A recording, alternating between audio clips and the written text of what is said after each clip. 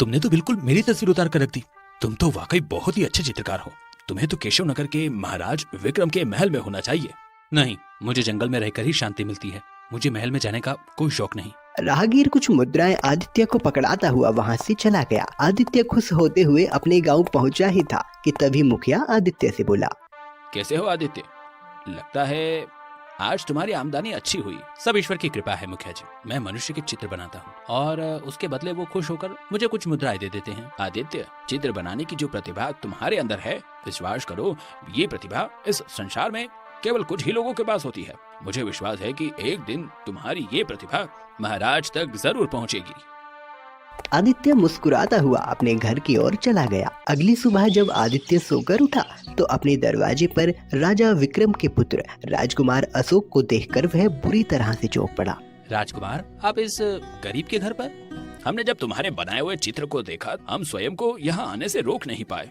हम अपनी आंखों से स्वयं उस प्रतिभाशील चित्रकार को देखना चाहते थे जिसने अपनी कला से हमें चकित कर दिया।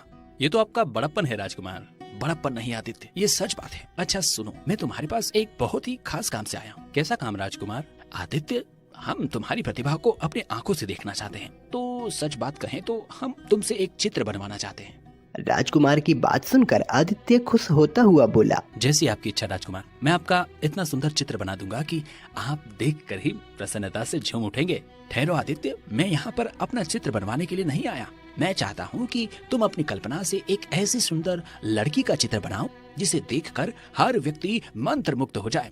जैसी आपकी इच्छा राजकुमार। राजकुमार अशोक आदित्य के घर बिछी हुई चारपाई पर बैठ गया और आदित्य अपनी कल्पना से एक सुंदर लड़की का चित्र बनाने लगा। कुछ देर में आदित्य ने एक बहुत ही सुंदर लड़की का चित्र बना दिया जिसे देखकर वो खुद आश्चर्य में पड़ गया। राजकुमार उस लड़की की तस्वीर को देखते हुए बोला, तुमने तो ऐसा चित्र बनाया है आदित्य जिसने मेरा मन मोह लिया है। इस लड़की को देखकर कोई नहीं कह सकता कि ये पृथ्वी की वासी होगी। ये तो कोई परी या अप्सरा मालूम होती है। हम तुमसे बहुत ज्यादा प्रसन्न हुए। इतना बोलकर राजकुमार ने एक स्वर्ण मुद्राओं की थैली आदित्य को पकड़ा दी और तस्वीर को लेकर वहां से चला गया। राजकुमार के जाते ही आदित्य अपने आप से बोला, जिस लड़की के चित्र को मैंने बनाया है, सच तो ये है कि मुझे ऐसा लग रहा है जैसे कि मैंने उसे कहीं देखा है, जैसे मैं उसे बहुत ही करीब से जानता हूँ। लेकिन ऐसा कैसे संभव हो सकता है? कुछ क्षण बाद आदित्य ने इस विचार को अपने दिमाग से झटका दिया और चारपाई पर लेटकर सो गया। अगले ही पल आदित्य की आंख खुल गई, मगर सामने के दृश्य को देखकर आदित्य आश्चर्य में पड़ गया। आदित्य ने देखा कि वह अपने घर पर नहीं बल्कि एक सुंदर जंगल में था। ये कैसे हो सकता है? जहाँ तक मैं जानता हूँ तो मैं तो अपने घर पर सोया था। अचानक से मैं जंगल में कैसे आ गया? तभी आदित्य के कानों में सुंदर स्त्री की आवाज टकराई, मेरी ओर देखो आदित्य। आदित्य ने जैसे ही पलटकर देखा तो उसके सामने वही सुंदर स्त्री खड़ी हुई थी जिसकी उसने तस्वीर बनाकर राजकुमार को दी थी। ये कैसे संभव हो सकता है? तुम तो मेरी कल्पना हो और कल्पनाएं कभी वास्तविक नहीं होती हैं। मैं तुम्हारी कल्पना नहीं हूँ आदित्य, तुम मुझे जानते हो। मुझे याद करने की कोशिश करो और मुझे आजाद करो। उस सुंदर लड़की ने इतना कहा ही था कि तभी आदित्य की आंख अचानक खुल गई। ये कैसे हो सकता है? क्या मैं सपना देख रहा था? बड़ा ही अजीब सपना था। ऐसा लग रहा था जैसे वो नहीं बल्कि हकीकत में वास्तविकता में मैं सुंदर जंगल में था। उस दिन के बाद आदित्य को वही सपना बार बार आने लगा। बार बार एक ही सपना आने से आदित्य चिंतित हो उठा और एक दिन वो अपने गांव के मुखिया से सपने के बारे में बताता हुआ बोला, पता नहीं मुखिया जी, मेरे साथ क्या हो रहा है। जब से मैंने उस सुंदर लड़की के चित्र को राजकुमार अशोक को बना कर दिया है, तब से वही सुंदर लड़की मेरे सपनों में बार बार आ रही है। आदित्य की बात सुनकर मुखिया गंभीरता से बोला, अगर वो सुंदर लड़की एक ही बार तुम्हारे सपने में आती तो कोई चिंता का विषय नहीं था, लेकिन उसका बार बार आना किसी रहस्य का संकेत है। मुझे लगता है कि तुम्हें साधु महाराज से इस सपने के बारे में चर्चा करके देखनी चाहिए। आखिर उन्होंने तुम्हें पाल पोस कर बड़ा किया है। दरअसल आदित्य एक अनाथ था। उसकी परवरिश गांव के रहने वाले एक साधु ने की थी जो अब जंगल में तपस्या कर रहे थे। आदित्य मुखिया से बोला, आप सही कहते हैं मुखिया जी, मुझे साधु महाराज से इस बारे में बात करनी चाहिए। आदित्य उसी जंगल की ओर चला गया। कुछ देर में वह एक वृक्ष के पास खड़ा था। उस वृक्ष के नीचे एक साधु आंख बंद किए हुए बैठे थे। अचानक वह साधु आंखें खोलते हुए आदित्य की ओर देख कर बोले, क्या हुआ आदित्य, तुम्हारे चेहरे पर ये चिंता क्यों झलक रही है?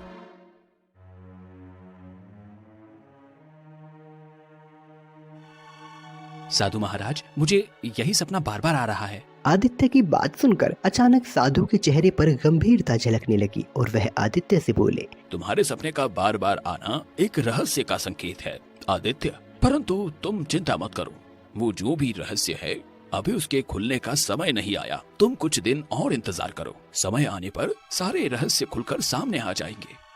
साधु महाराज की बात सुनकर आदित्य चुपचाप अपने घर चला गया। इधर राजकुमार अशोक अपने कक्ष में आदित्य के द्वारा बनाई गई सुंदर लड़की के चित्र में खोया हुआ था कि तभी वहाँ पर उसका पिता राजा विक्रम आ पहुँचा। तुम्हें कितनी बार कहा है कि कभी कभी राज दरबार में भी समय दिया करो। आखिर इस राज्य के अगले होने वाले राजा हो तुम, और ये तुम क्या देख रहे हो? इतना बोलकर राजा विक्रम उस तस्वीर के पास आ पहुंचा, मगर अचानक उस तस्वीर को देखकर राजा विक्रम की आंखें आश्चर्य से फटी की फटी रह गईं। राजा विक्रम अपने पुत्र राजकुमार अशोक से बोला, अशोक, ये तस्वीर किसने बनाई है? पिताजी, हमारे राज्य में एक छोटे से गांव में आदित्य नाम का एक चित्रकार है। ये तस्वीर उसी ने अपनी कल्पना से बनाई है। अशोक, इस तस्वीर को अभी फाड़ कर फेंक दो। अशोक, तुम नहीं जानते इस तस्वीर में लड़की कौन है। यह सुनकर राजकुमार अशोक बुरी तरह से चौंकता हुआ बोला, पिताजी, आपके चेहरे पर ये डर क्यों झलक रहा है? आखिर क्या रहस्य है इस लड़की का?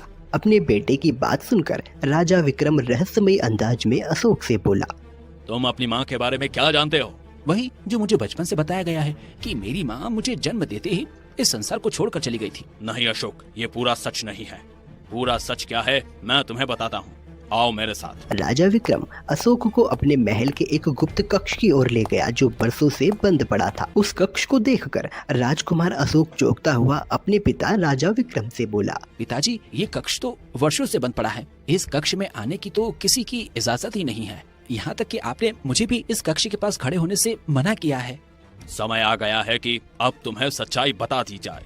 अशोक ने देखा कि उस कक्ष के अंदर एक बहुत ही सुंदर स्त्री की मूर्ति रखी हुई थी। अशोक अपने पिता से बोला, ये कौन है पिताजी? अशोक, ये तुम्हारी माँ है।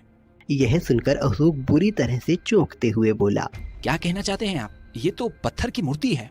यह पत्थर की मूर्ति किसी जमाने में इंसान हुआ करती थी। वर्षों पहले की बात है, जब तुम केवल 1 माह के थे। मैं अपने महल की छत पर टहल रहा था कि तभी महल के ऊपर मुझे एक बहुत सुंदर स्त्री दिखाई दी। न जाने उस सुंदर स्त्री के चेहरे में ऐसा क्या था कि मेरे कदम उसकी ओर खींचे चले गए और मैंने उसका हाथ पकड़ लिया।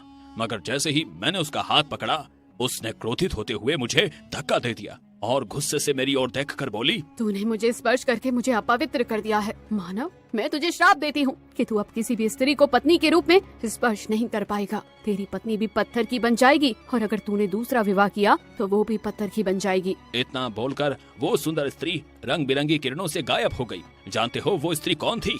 कौन थी जिसकी तस्वीर तुम निहार रहे थे?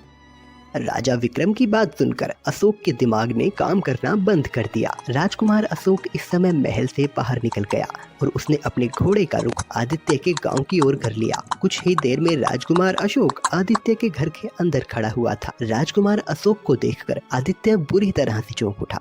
राजकुमार, आप? राजकुमार अशोक आदित्य को सारी घटना बताते हुए बोला, अब मुझे बताओ आदित्य कि तुमने उस लड़की को कहाँ देखा है, और अगर तुम उसे जानते हो तो फिर तुम्हें मुझे बताना ही होगा, क्योंकि केवल वो लड़की मेरी माँ को श्राप से मुक्ति दिला सकती है। तुम नहीं जानते आदित्य, मैंने अपना बचपन बगैर माँ के काटा है। मेरी बात का विश्वास कीजिए राजकुमार, जब से मैंने उस लड़की की तस्वीर को बनाया है तब से वो लड़की मुझे सपनों में बार बार दिखाई दे रही है। और रहा उस लड़की को देखने का, तो विश्वास करो मैंने केवल अपनी कल्पना शक्ति से ही उस लड़की की तस्वीर को बनाया था।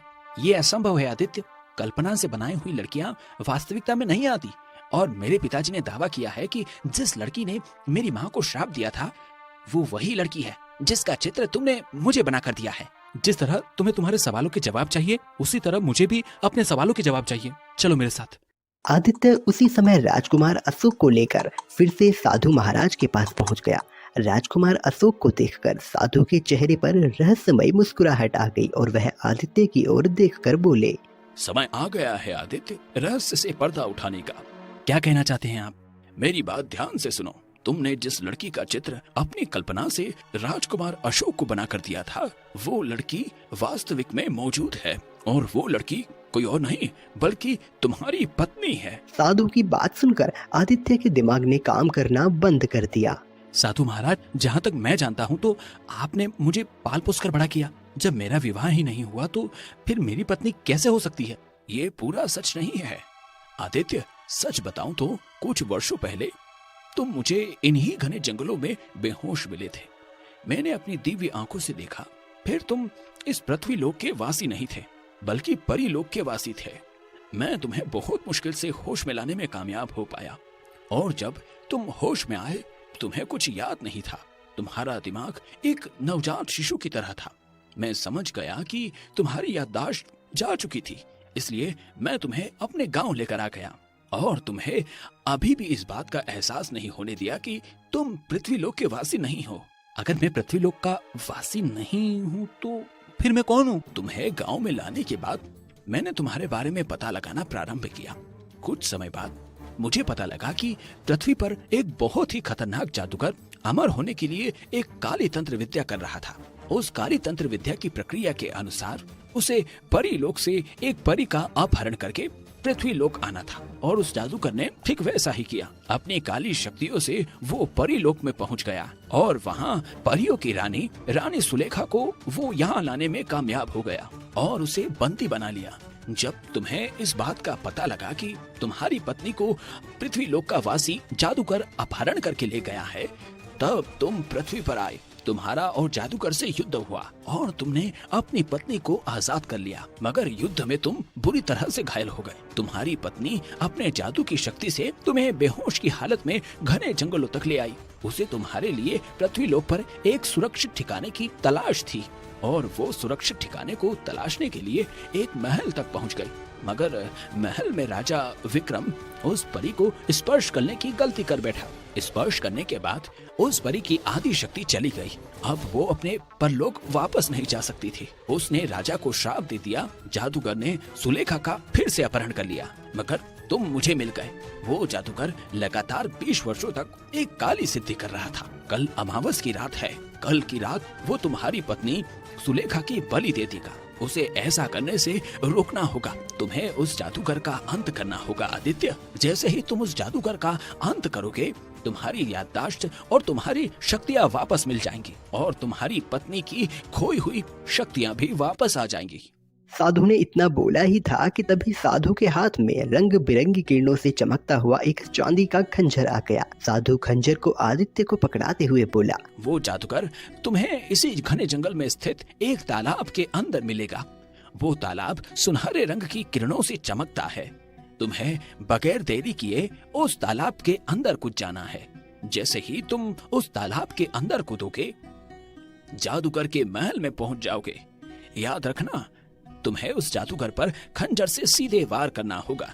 अगर तुम्हारा निशाना चूक गया तो फिर तुम्हारी मौत पक्की है। मैं अपनी पत्नी को उस जादूगर की कैद से छुड़ाकर जरूर लाऊंगा। इतना बोलकर आदित्य राजकुमार से बोला, तुम घर पर जाओ। राजकुमार, अगर मैं अपनी पत्नी को आजाद करने में कामयाब हो गया तो मैं अपनी पत्नी से कहूंगा कि वो अपना श्राप वापस ले ले। मुझे तुम पर पूरा विश्वास है आदित्य। इतना बोलकर राजकुमार अशोक अपने महल चला गया और आदित्य घने जंगलों की ओर चला गया। कुछ ही देर के बाद वह एक ऐसे तालाब के सामने खड़ा था जो रंग बिरंगी किरणों से चमक रहा था। आदित्य ने उस तालाब के अंदर छलांग लगा दी। छलांग लगाते ही आदित्य ने अपने आप को एक महल में पाया। उस महल में सुलेखा उदास बैठी थी। अचानक वह आदित्य की ओर देखकर बोली, मुझे विश्वास था कि तुम जरूर आओगे। तभी वहाँ पर एक काला धुआं फैलने लगा। अगले ही पल उस काले धुएं ने एक खतरनाक दिखने वाले जादूगर की आकृति धारण कर ली। जादूगर आदित्य की ओर देखकर बोला, वर्षों पहले तू अपनी जान बचाने में कामयाब हो गया था। मैंने तुझे बहुत ढूंढा लेकिन तू नहीं मिला। लेकिन अब तू आ ही गया है तो फिर तेरी मौत पक्की है। इस बार तुम्हारी मौत पक्की है। इतना बोलकर आदित्य ने बगैर देरी किए हुए चांदी के खंजर से सीधा वार जादूगर के ऊपर कर दिया। जैसे ही चांदी के खंजर में जादूगर के शरीर को स्पर्श किया, जादूगर के शरीर में आग लग गई और कुछ ही देर में वह जलकर राख हो गया। अगले ही पल आदित्य को सब कुछ याद आ गया। आदित्य अपनी पत्नी सुलेखा की ओर देखकर बोला, मुझे सब कुछ याद आ गया सुलेखा, और मेरी शक्ति अभी वापस आ गई है। चलो यहाँ से चलते हैं। आदित्य ने अपनी पत्नी सुरेखा का हाथ पकड़ा और वह रंग बिरंगी किरणों के साथ वहाँ से गायब हो गया और सीधे साधु महाराज के पास पहुँच गया। आखिरकार तुम कामयाब हो ही गए आदित्य। अब तुम अपनी पत्नी को राजा विक्रम के महल में ले जाओ और तुमने जो अशोक को वचन दिया है उसे निभाओ। आदित्य ने मुस्कुराते हुए अपनी पत्नी सुलेखा का फिर से हाथ पकड़ लिया और रंग बिरंगी किरणों से वहां से गायब हो गया और सीधा राजा विक्रम के दोस्तों, महल वीडियो में अच्छी पहुंच लगी गया। हो तो अपने लाइक महल करें, में सब्सक्राइब आदित्य करें, और उस चैनल को सुंदर फॉलो लड़की को करें। प्रकट होते देख अशोक बुरी तरह से चौंक पड़ा। तभी वहां पर राजा विक्रम आ पहुंचा और सुलेखा की ओर देखकर बोला, मुझे क्षमा कर दो सुंदर स्त्री, मुझे पता नहीं क्या हो गया था।